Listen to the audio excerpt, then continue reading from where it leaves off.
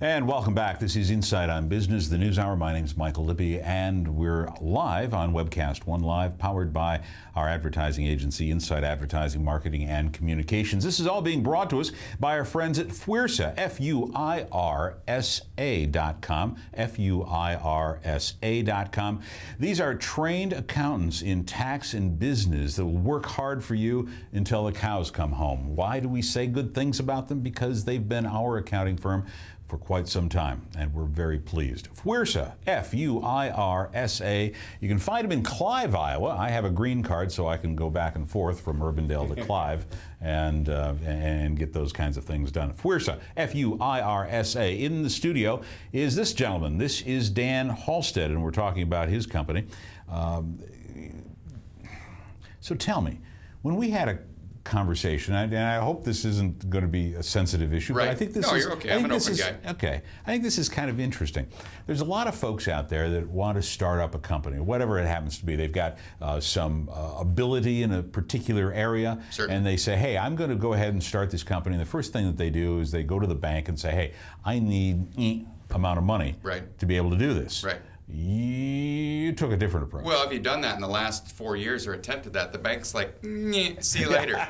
So I think we're in a different climate than we were 5, 6 years ago. And if you haven't been in business for at least 2 years, the bank is not really going to take you seriously.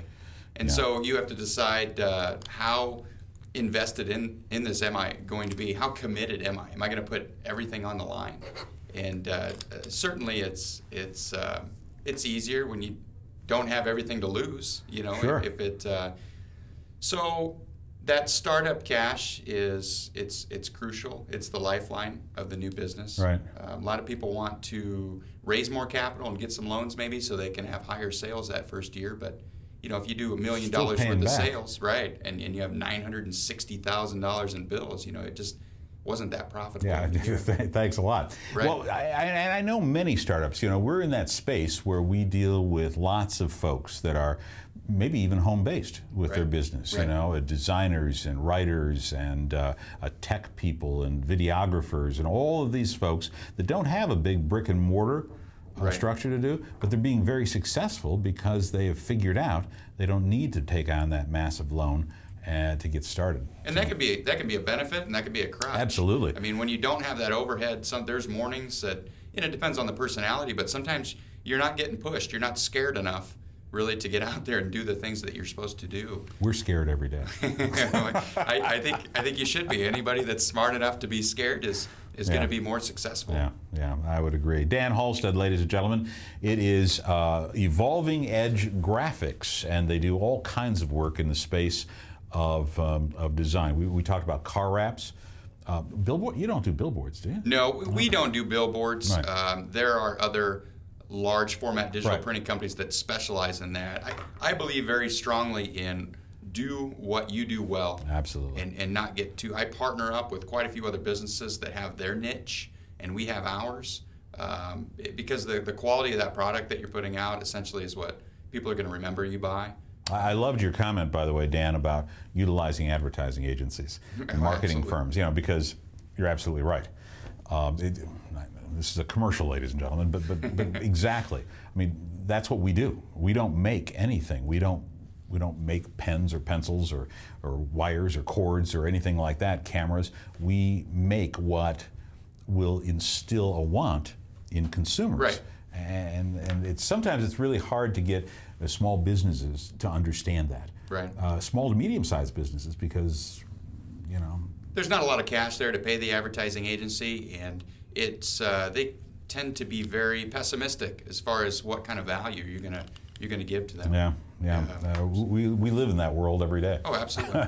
You know, and it's sometimes it's disheartening because we'll visit with potential clients, and not you folks necessarily, because you're listening to this and you know all there is to know. Well, most of it.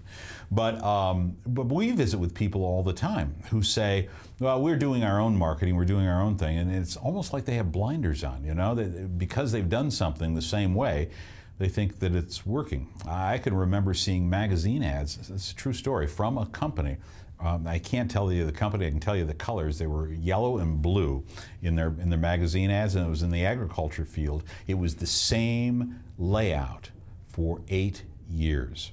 I mean, people just blew right on by it after it year gets one. stale. You start to not see it anymore. And so in your business, that's something that you're trying to. It's changing all the time. You know, anything that we produce, you know, every business makes trinkets. Our trinkets that we make, with the intent that they're going to change their message. They're either going to change their product. It's going to be evolving with their industry. They're going to want something fresh. They you know, people get kind of complacent to that message that they've seen, like you said, for 8 years with that particular one. Yeah, it just doesn't work. Thanks so very much for coming in. Hang around here for just a minute. Our pleasure. Thanks for coming into the rescue, so to speak. Oh, certainly. Next week, ladies and gentlemen, in the chair we're going to have Bo Fodor. Bo Fodor is with Panache. You know Bo? I'm familiar with Bo. Yeah, yes. Bo's an amazing guy. You talk about I bet he doesn't wear khakis. I bet.